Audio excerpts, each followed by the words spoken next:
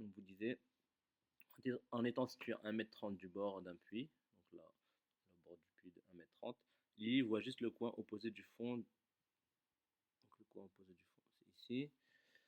Le puits a un diamètre de 3,38 m, donc le diamètre du puits 3,38 m, là ou 3,38 m ici. Et Lily a ses yeux à 1,50 m de hauteur. Donc entre le sol et ses yeux, il y a 1,50 m.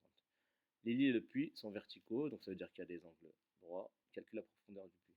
Donc on peut faire un schéma, on peut dire on schématise la situation suivante. On fait un schéma, on nomme la figure. Donc là, DC c'est entre le sol et les yeux de Lily. Ici c'est le bord du puits, AB c'est le diamètre du puits, et AE c'est la profondeur du puits. Vous choisissez les lettres que vous voulez. Donc ici on voit bien qu'on a une configuration de Thalès. Donc on sait que les droites AC et DE sont séquentes en B. De plus, on a la droite AE qui est perpendiculaire à la droite AC et la droite DC qui est perpendiculaire à la droite AC.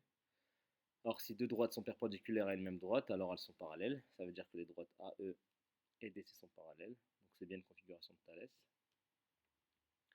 Donc là, je peux dire qu'il y a des angles droits parce que ça indiquait que Lily et le puits sont verticaux. D'où AE parallèle à DC, la droite AE parallèle à la droite DC. Donc d'après le théorème de Thalès, on a, et on applique le théorème de Thalès. Donc BD sur BE, donc ça, ce rapport-là, il va nous servir à rien, égale à BC sur BA, égale à DC sur AE. Donc on cherche à calculer AE.